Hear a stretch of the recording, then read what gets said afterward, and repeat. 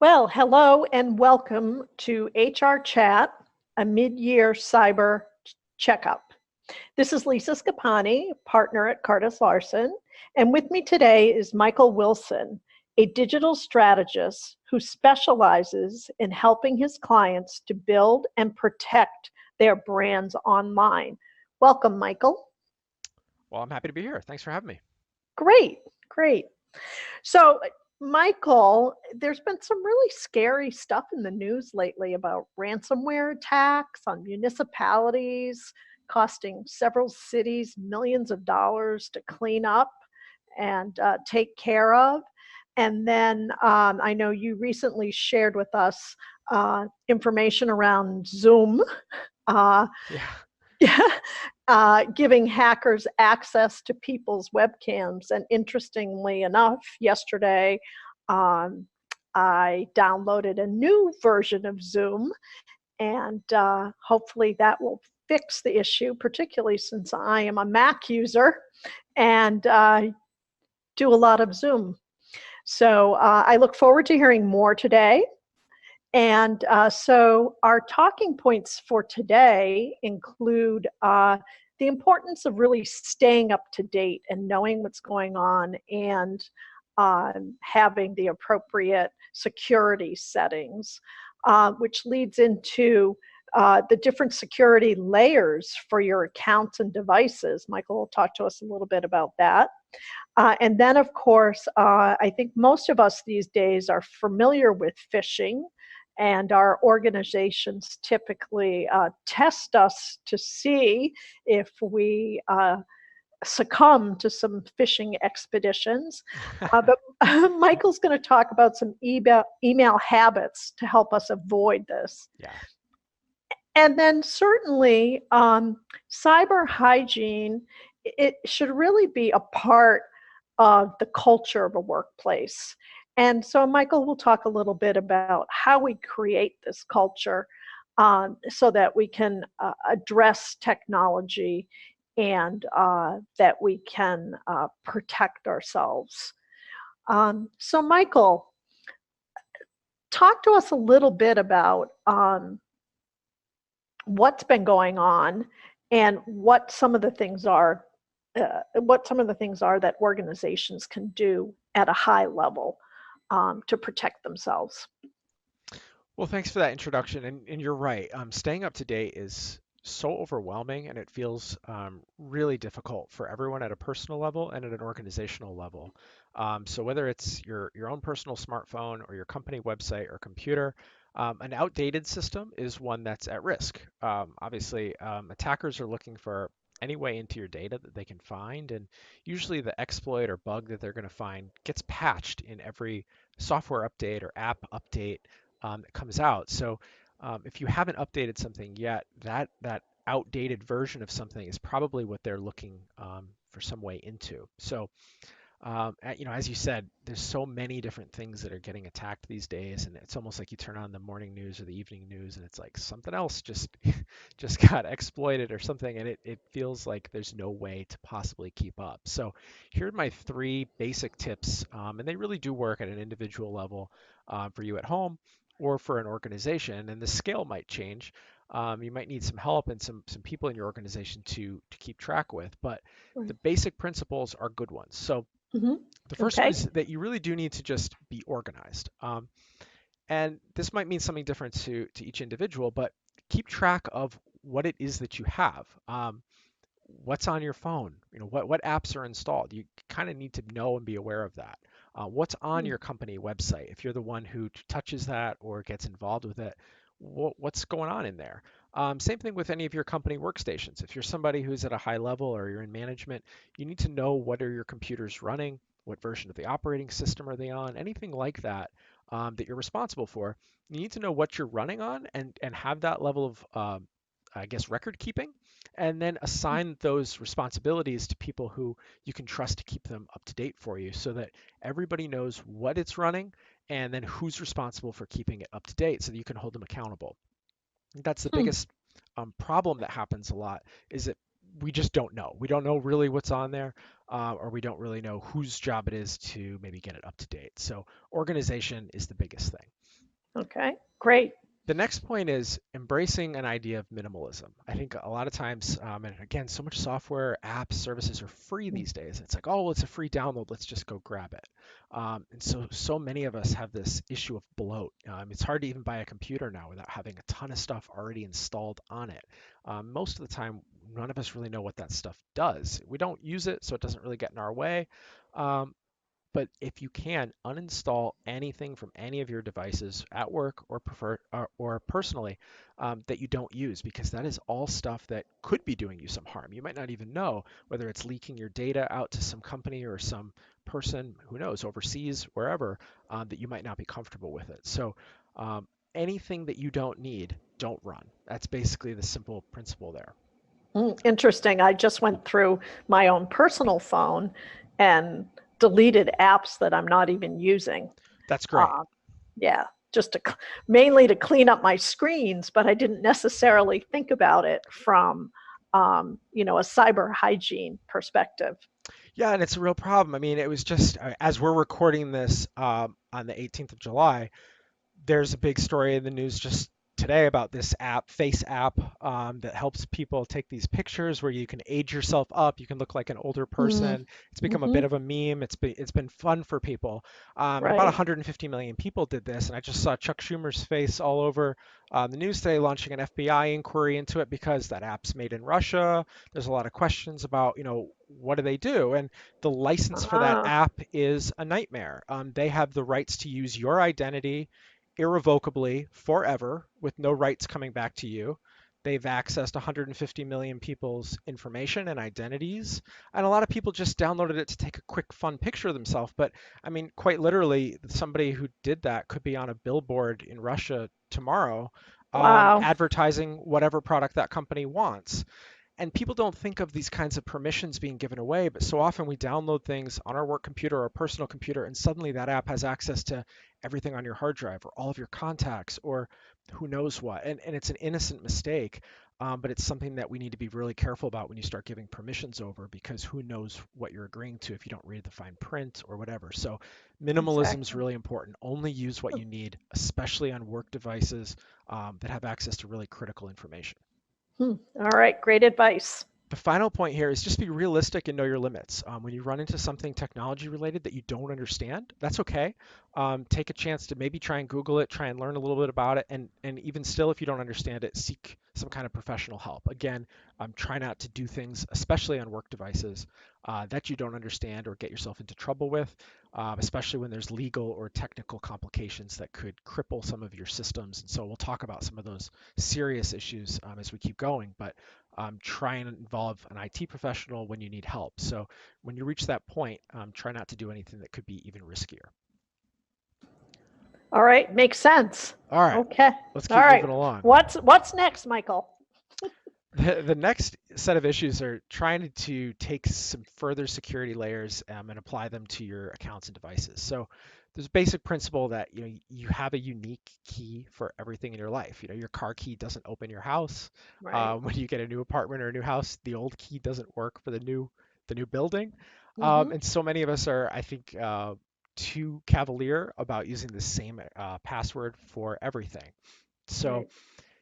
the biggest thing you don't want to have is you don't want to have a chain reaction where somebody gets, the access to your Twitter account, they break into it, and suddenly they start trying that password everywhere. And so suddenly your Mm-hmm. Twitter password becomes access for them to your bank account and your email account and so on and so forth. And this exact scenario has happened to a lot of prominent individuals, politicians, and celebrities, and so on. And it really is a nightmare in this day and age. That Yeah. kind of identity theft does happen, and it's really scary. So the single best thing that you can do for yourself is to put a unique password on every account that you've got, which I know sounds terrible. It sounds like a lot of work. Mm-hmm. And it is, but it really is the safest thing that you can do for yourself. And then to find a good password manager to store all of those passwords in. We've got a full guide to all of this in my latest blog post on the KardasLarson website. Mm-hmm. And finally, you want to turn on two-factor authentication whenever you can. That's an app or a system where they'll send you another code. So you've already logged in with your username and password, and then the system will send you a text message with a six-digit code, or an app like Google Authenticator will give you a code to help you get into your bank account or your Facebook or something like that. And that's just an additional layer so that even if somebody breaks into your password, they don't have your phone and therefore they can't get into your account. And that's great. It's on a lot of popular web apps and services these days. And anything that offers that protection, you really should go ahead and turn on because it will help to keep you safe. So those basic layers are there for your protection on most popular apps and services these days, especially things that would have payment information associated with them. Right. Anything like that that you can, really important. Again, for your personal protection and anything that any of your professional accounts might use, very important. Mm. And Michael, I've heard people say to me that two-factor authentication is a pain in the neck. It's time consuming. What do you say to those folks? Yeah, I mean, it does. It does take a little bit of extra time. I would just say the trade-off is worth it because the cost in dollars and in terms of your time and the headaches associated with whether it's identity theft or whether it's in terms of a lawsuit or something that can happen to you professionally, if you're liable for some kind of data breach, it's just not worth it. And so you just build the extra 30 seconds or so that it takes whenever you log in into your workflow. You get used to it. For me personally, I've got probably dozens of these two-factor accounts that I have to log in and out of all the Right. time. You just kind of get used to the flow of it, and it becomes, how it works. And the trade-off is worth it if you know you're being more secure. But I sympathize because I know it's a pain when you're not used to it and suddenly you have to do it a lot. Um, but you do just kind of get used to it and you recognize that you're doing the responsible thing. Right, right. And then with regard to password managers, what's your advice in terms of, so for example, I'm a Google user and, I'm always being asked if I want my password saved um, for future use. hmm What are your feelings on that as opposed to some of these other password managers? Yeah, I would say whenever you can, try not to save it into your browser directly. Like, don't let, Right. Google Chrome save your Hmm. password or something like that. They've had Hmm. kind of a shaky history of saving them, and sometimes those haven't been saved well. But using a third party that's well reviewed, we use a few of them in our blog post. LastPass is one Password, KeyPass. There's a few of these apps and services, and you can go out and read the reviews for yourself and determine if they're worth it. But these apps and services are basically a vault that's very well developed so that they can save your passwords in one place. That app has two-factor authentication on it. And that's really more of the system that you want rather than having your web browser save your passwords. Yeah. Okay. Great. All All right. right. So with that in mind, let's move on to the email section here. Yeah. Talk to us about phishing. What's that all about? Yeah, so I think a lot of us are familiar with this overall concept, but phishing attacks are emails that come from someone other than who they appear to be coming from. So they're hoping to get you to click on some kind of a link or an attachment that'll then lead you to an infected site or a file. So it's something that's sort of a disguised attack against you.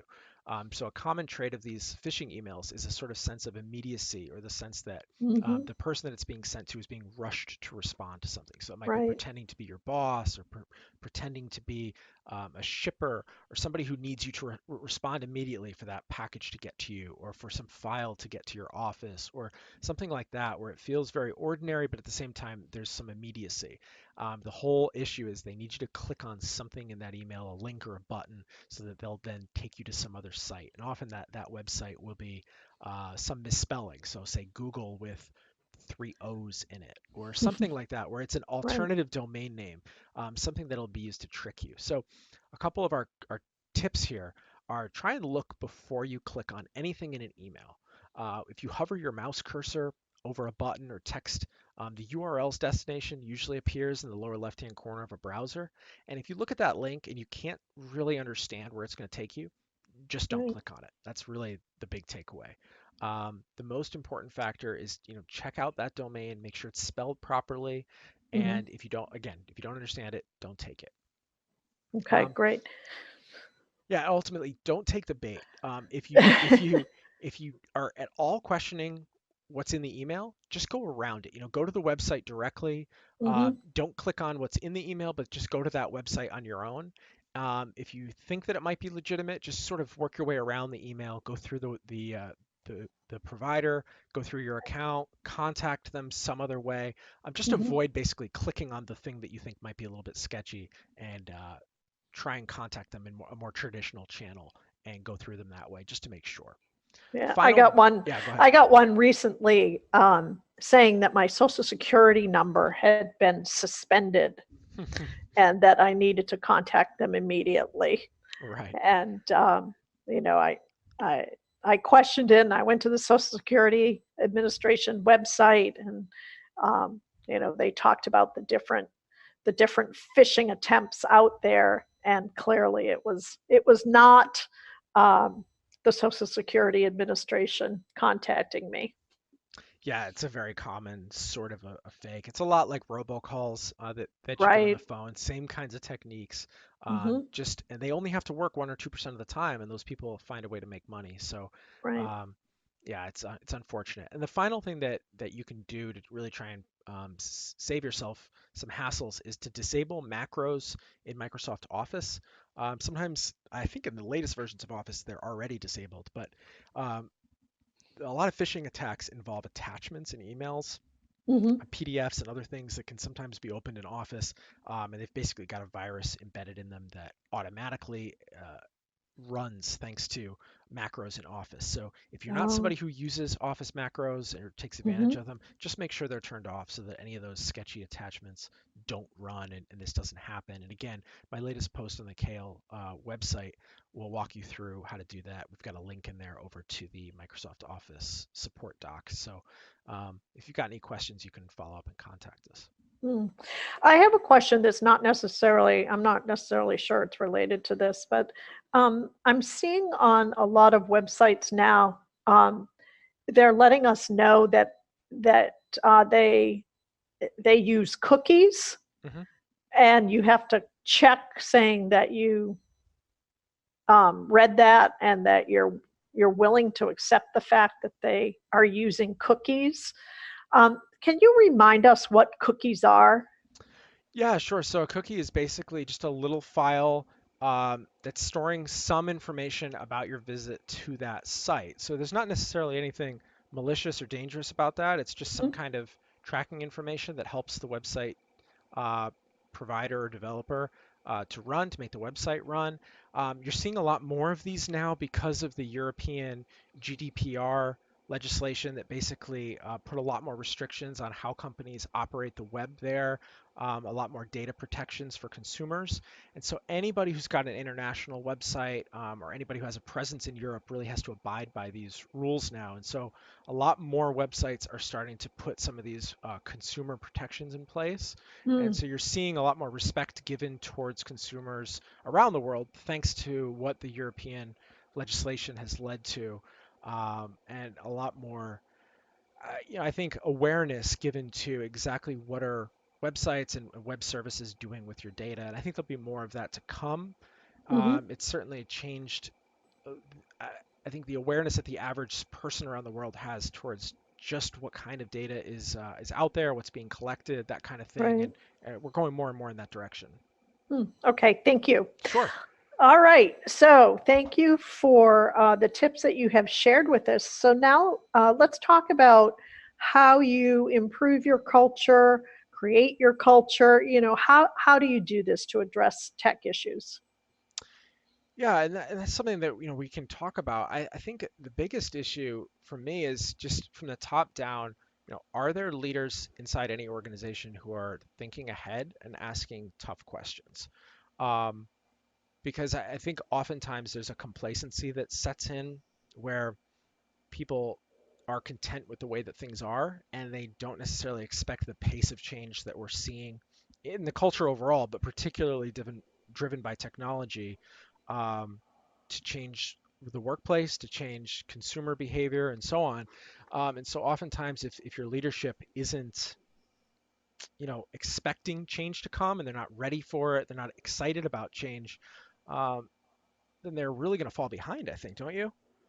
Absolutely, absolutely, and certainly um, understanding how to address that change with your organization is really, really critical. And sometimes I run into like very small businesses that when we talk to them about cybersecurity, they think that they're too small to um, be at risk. And, Yeah. and they think it's the bigger companies with more users that uh, have more risk. What do you think about that? Yeah, I mean, I've talked to family and friends, as well as clients, many of them small business owners, who've basically said to me, well, why would somebody even want to hack me? Or why would somebody even bother with me? Like, who am I? And I often have to sort of respond, well, they often don't even know what they might get, but that doesn't mean that they're not going to do it anyway. Um, I had one client who refused to update their website for 2 or 3 straight years, and I warned them many times over that period. Stuff's out of date. This is vulnerable. This is vulnerable. And basically, the hacker got in, got into their site and basically just defaced it with links to, Wow. um, you know, prescription drug, the illegal Mm, websites that sell those things, defaced right. it with ways that would basically hijack their site's traffic and redirect them other Mm, places. So it wasn't that the person stole something, it's that they used them in some way. Um, right. they're very creative people. They find a way to make money in ways that we wouldn't think to necessarily be afraid of it. So I just went in, I reset it to the day before, and everything was fine essentially. But you have to think about, um, you know, it's not necessarily that you have something worth stealing. Somebody might still do something or deface what you have or try and, steal all your data anyway and put it up on the web for somebody to see. You just don't know. You don't know, but you still should try and protect yourself. Absolutely. That's really scary stuff. And so, if you think about your recommendations for organizations, how often should they be taking a look at their website and ensuring that they are staying up to date? It's so hard because some of these things are changing almost daily.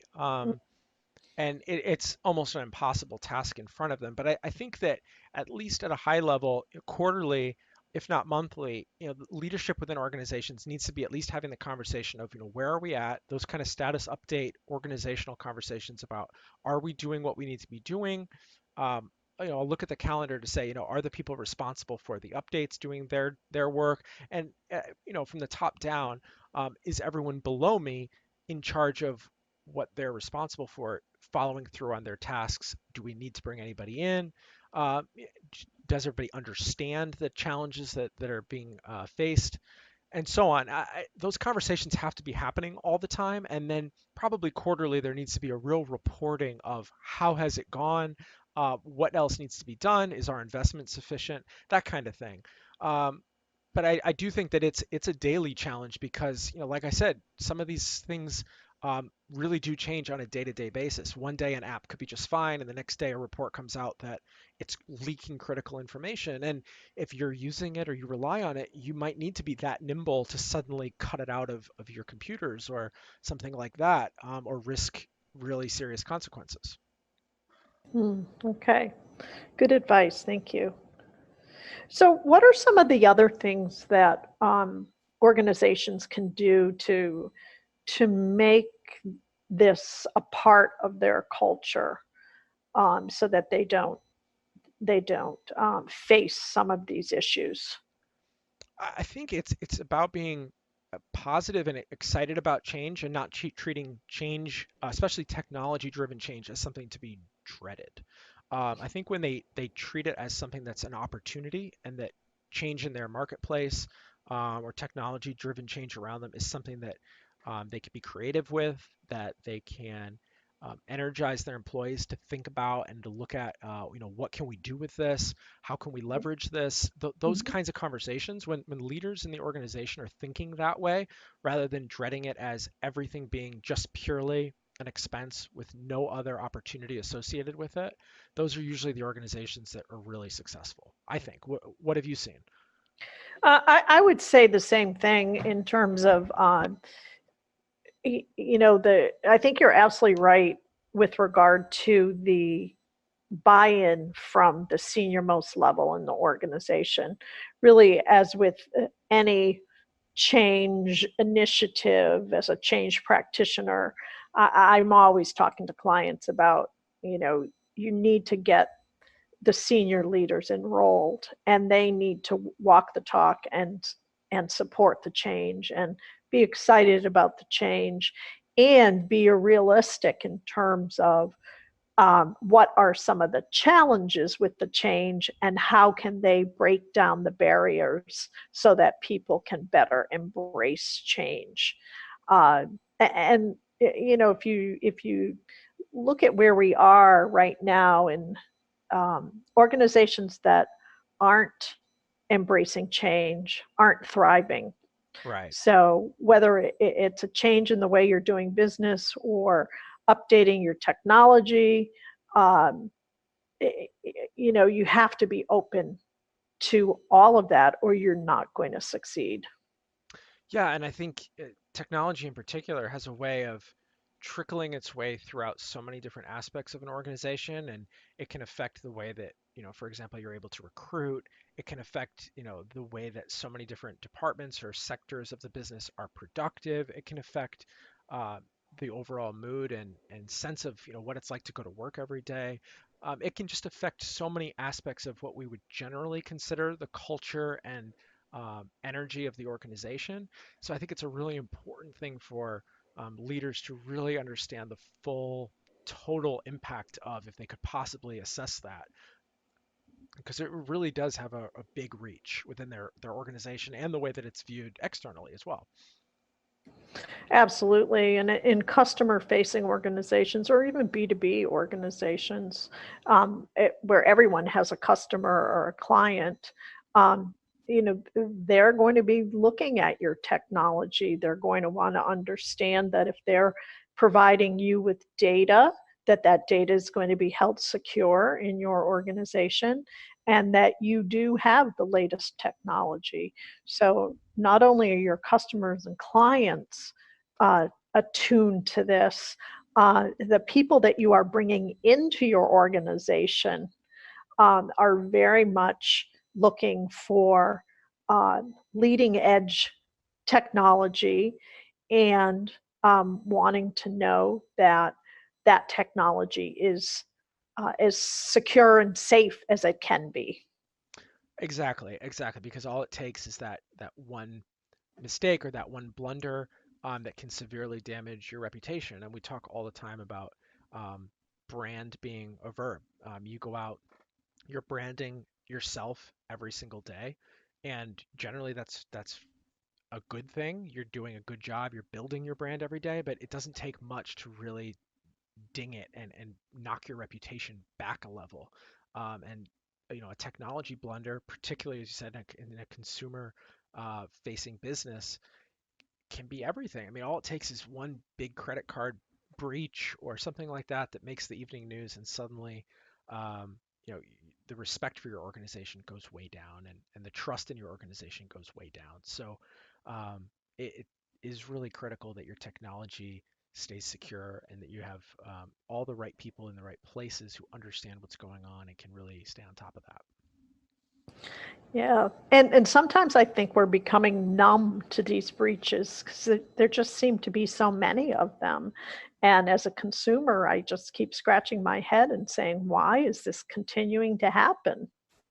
Yeah, I'm worried that you're right about that. And I think, we're probably getting closer to the end of that really serious period of breaches, because I think, especially on the credit card front, because I think we're getting closer to the end of, I guess I'd say, the older era of that technology, and hopefully closer to a point where there's better layers of security in place, and hopefully a lot of the companies who weren't taking that seriously 4 and 5 years ago and who have now paid for it, a lot of them have been replaced or have been replacing their infrastructure, and hopefully we'll see less of that going forward. But certainly, so many of them uh, really did not have the layers in place to protect themselves, and obviously really paid for it, and consumers have paid for it. Absolutely. So, Michael, we've got just a couple of minutes left. What final thoughts do you have for the folks listening to this HR chat? Yeah, I guess if I could bring it back to anything, it would just be those two basic principles of try and stay updated and try and be minimalistic with what you're running. Try and keep it simple for yourself and for your colleagues. Those are the two really best things that I can tell anyone to stay safe these days is just give yourself as little to worry about as possible and then try and keep those few items or few services that you're relying on up to date. And I wish everyone the best of luck because it really is very challenging these days to stay abreast of everything that's going on and the pace of change. So I sympathize with everyone out there who's trying to deal with that. All right, Michael. Well, thank you so much. This has been very interesting and informative. And I'd love to have you back again to Thank you talk for about having me. some other topics. Absolutely. And so we will sign off today. And thank you to everyone from KardasLarson. Please check us out on Facebook and LinkedIn, as well as Twitter and YouTube. And also check into our website, which thankfully is updated frequently. So we feel good about that. So thank you very much, Michael, and have a great day. Thank you. Thanks, everyone. Alrighty, bye now. Bye.